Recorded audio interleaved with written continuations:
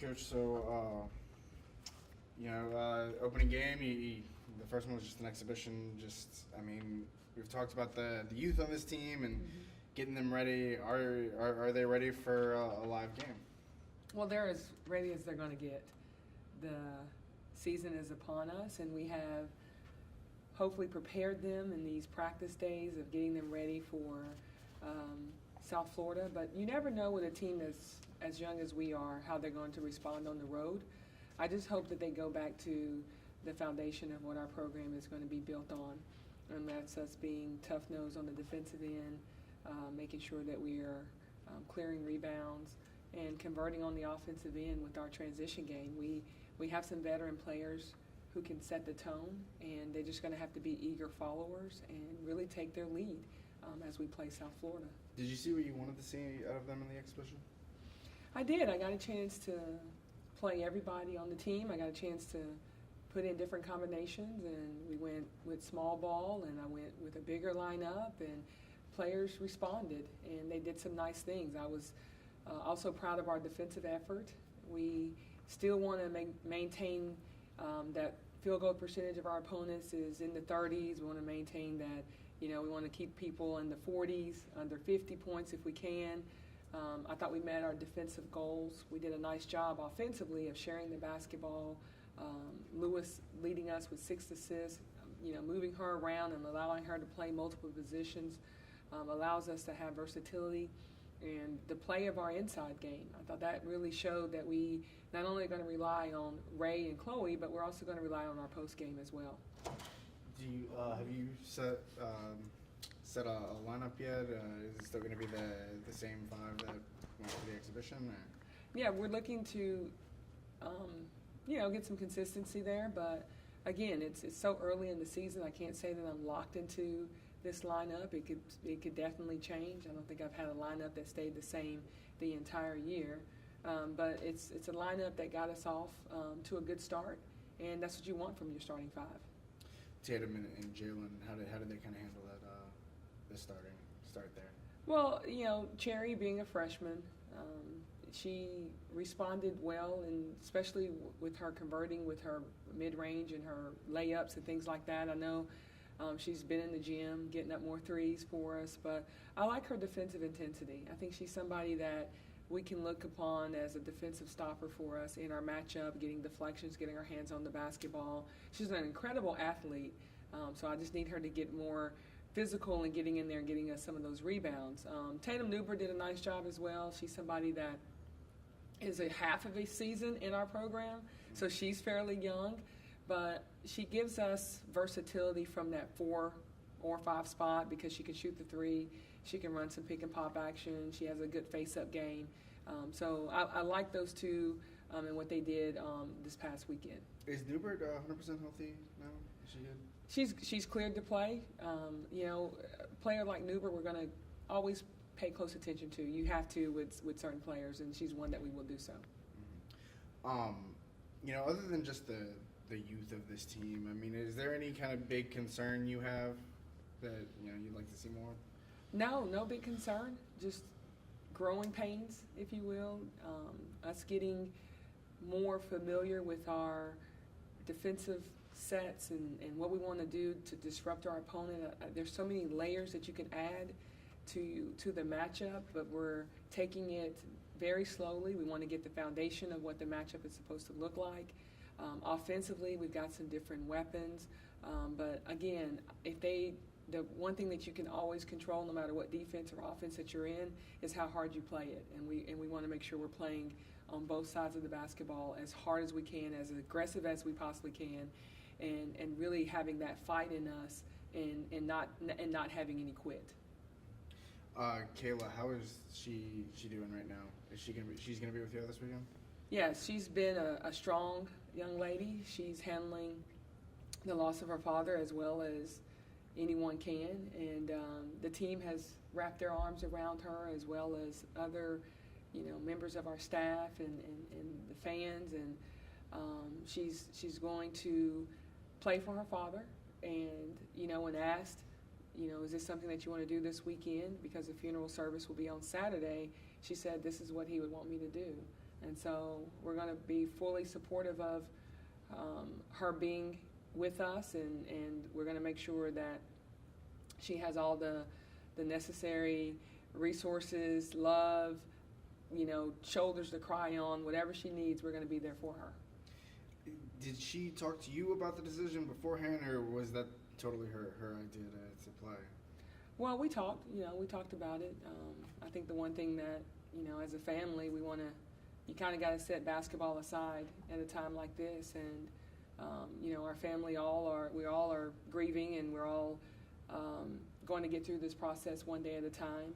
And as Coach Summit would say, left foot, right foot, breathe. And that's kind of what we're doing right now. Have you ever had a player kind of go through something like this, at least so, like, at this point in the season, for the season opener?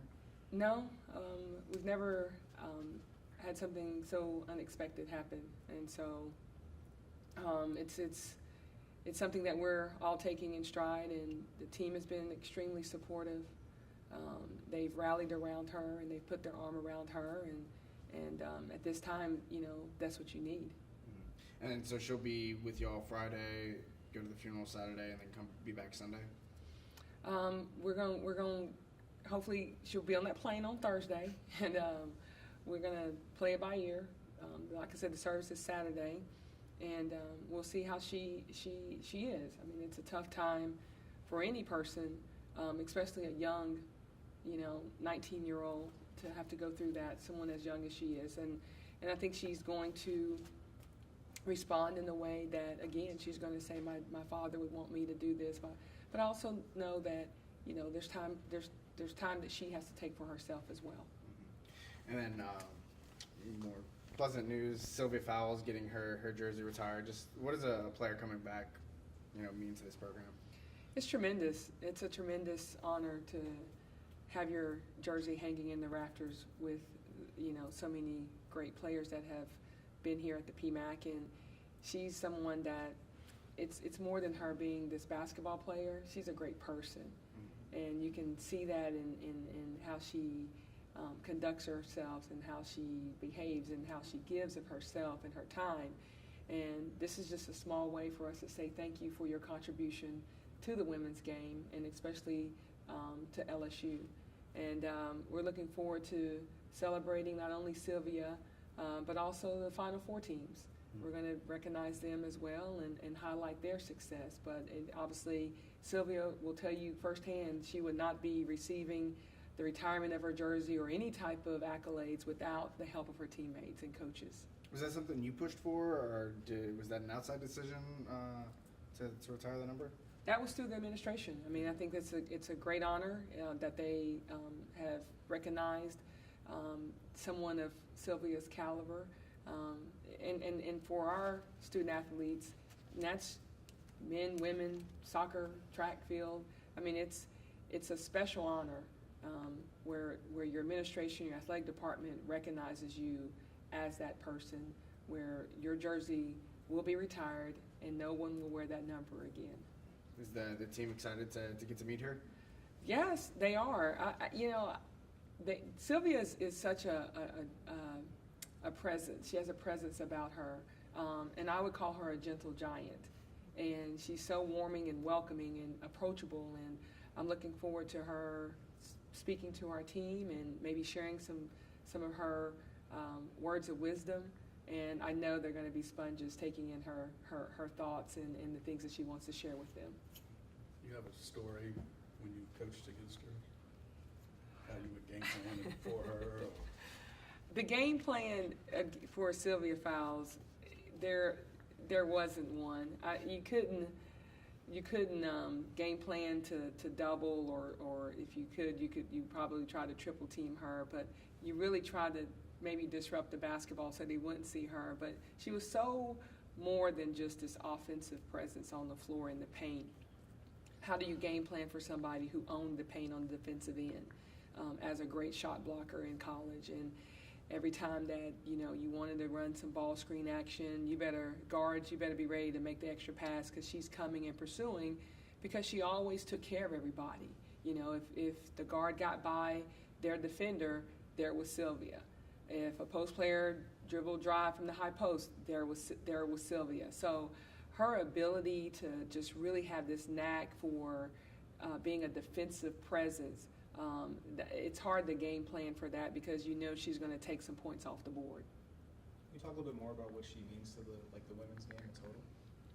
You have a young lady that from the Florida area who, when she graduated or before she graduated, she had so many hours that she still was in school and was still trying to complete all these hours while trying to play professionally, and she did it. She really stuck to the game plan that the academic personnel had put in front of her, Ms. Walker, and that was so important to her to walk away from here with a degree.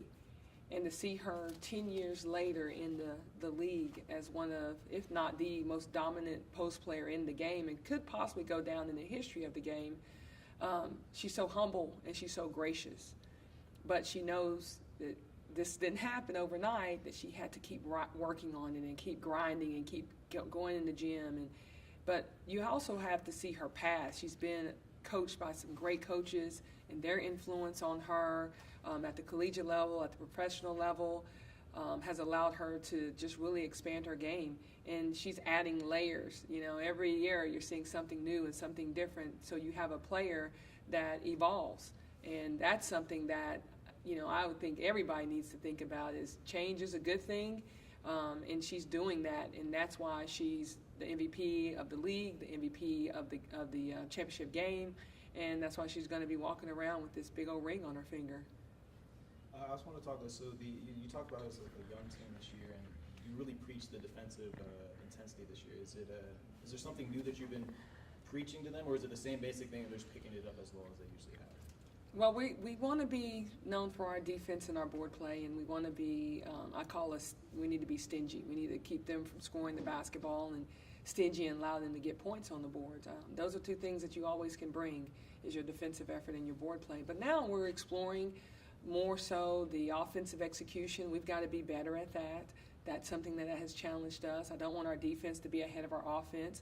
It's kind of got to mirror each other. And offensively, we got more weapons. We got players that can make plays, but we also have shooters. We have a post game. We have that inside-outside attack, and we don't necessarily have to rely on just one or two players. We can spread that responsibility around, which is going to make us harder to defend. So you would say that the team this year is more well-rounded offensively, I guess, compared to last year? I think, yeah, we definitely are. We have more players that can score the basketball. If you look at our exhibition game, coming off the bench, you had DeKirie just shooting the lights out from the three ball.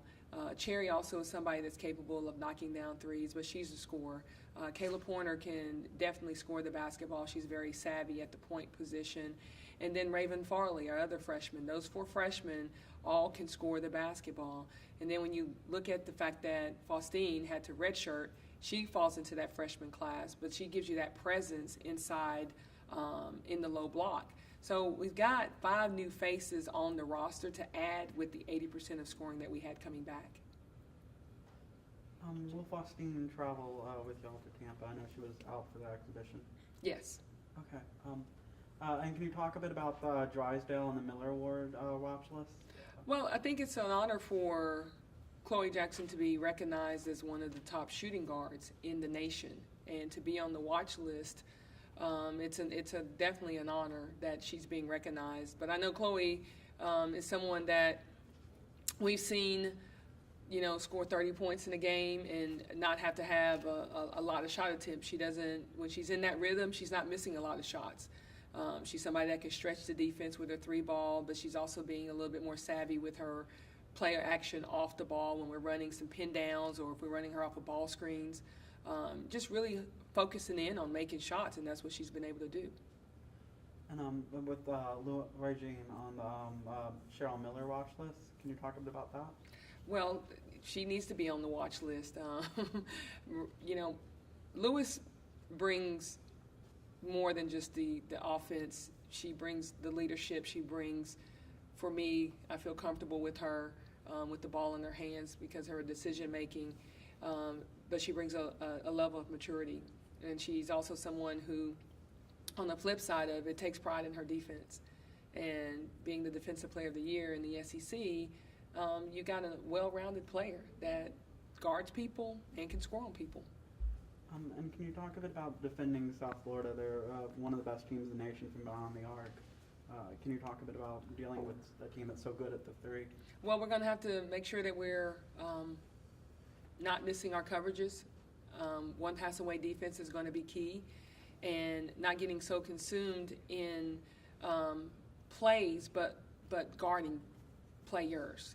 And they're a very versatile team where they not only can shoot the three, but they also can play off the bounce. So our closeouts are going to be key, contesting with the correct hand, but also sitting down, being in a stance, ready to guard, because their counter move to, if you close out and take that shot away, is going to be their dribble drive game. And mastering both of those from a defensive standpoint, we can't miss our coverages and we can't be late in our closeouts as well. Awareness is going to be key.